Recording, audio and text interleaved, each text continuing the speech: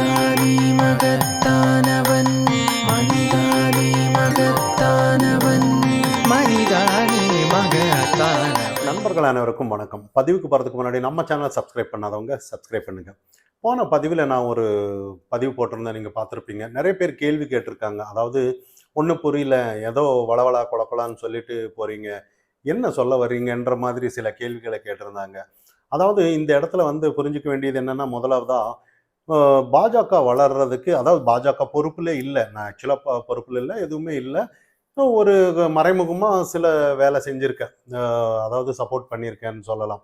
அப்போது ஒரு விஷயம், நான் பார்த்த பாஜக தொண்டர்கள் யாருமே பாஜக வளரணும்னு தான் நினைப்பாங்களே ஒழிய பாஜக எந்த விதத்திலையும் குறைச்சி மதிப்பிட மாட்டாங்க. ஏன்னா பாஜக சேரணுன்னாலே ஒரு தேசபக்தராக இருந்தால் மட்டும்தான் வருவாங்கங்கிறது நான் பார்த்த தொண்டர்கள், நான் பார்த்த சுற்றி இருக்கிற நபர்கள் தான். அப்போது இந்த இடத்துல ஒரு சில கருத்துக்கள் வெளிப்படையாக நயினார் நாகேந்திரன் அவர்கள் ஒரு விஷயத்த சொல்லியிருந்தார். இப்போ அதிமுகவை கடுமையாக விமர்சிக்கக்கூடாது பாஜக தொண்டர்கள் அப்படின்ற மாதிரி ஒரு சொல்லும்போது, அது கட்சி பிரச்சனை, நம்ம பேசாமல் இருக்கலாம்.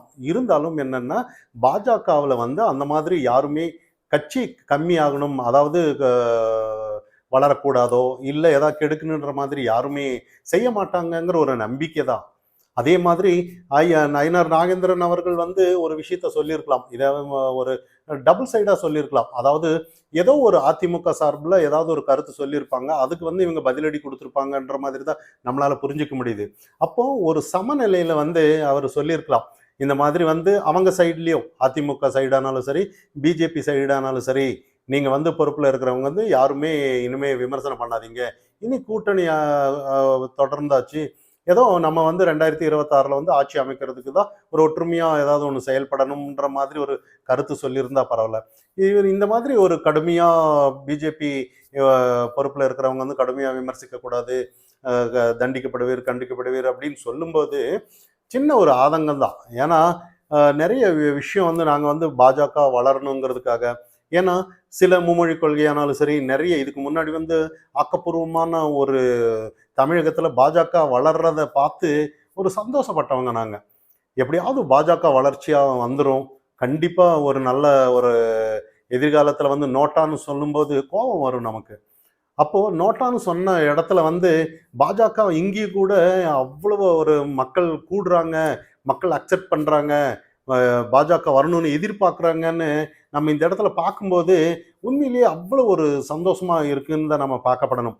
ஏன்னா இங்கே திமுகவோட ஆட்சி பார்த்தோன்னா மக்கள் இன்னைக்கு வெறுப்படைஞ்சிட்டு தான் இருக்காங்க.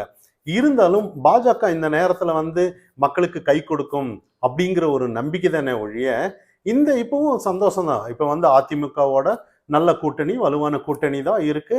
உண்மையிலேயே ரங்கராஜ் பாண்டே அவர்கள் சொன்ன மாதிரி அதிமுக கருத்து கணிப்பில் 41% வருதுன்னு சொல்லும்போது உண்மையிலேயே ஒரு சந்தோஷமான விஷயம்தான். இன்னைக்கு எப்படியாவது ஒரு ஆட்சி கண்டிப்பாக பிடிச்சிருவாங்க, 26ல் கண்டிப்பாக இருக்குன்னு. ஆனால் இந்த இடத்துல சில கருத்துக்கள் ஒரு தரப்பு மட்டும் சொல்லும்போது மற்றவர்களுக்கு இது சந்தர்ப்பத்தில் ஏதோ ஒரு பிரச்சனை இருக்கோ, ஏதாவது ஒன்று இருக்கோன்ற மாதிரி மக்களிடையே பேசப்படுவாங்க. அது நமக்கு பலவீனமாகாதா அப்படிங்கிற ஒரு எண்ணம் தானே ஒழிய, மற்றபடி இதை போன எல்லாம் கேட்டிருக்காங்க, தெளிவு என்ன சொல்ல வர்றீங்கன்ற மாதிரி. இங்கே என்னோட சஜஷன், தனிப்பட்ட சஜஷன் தான் இது.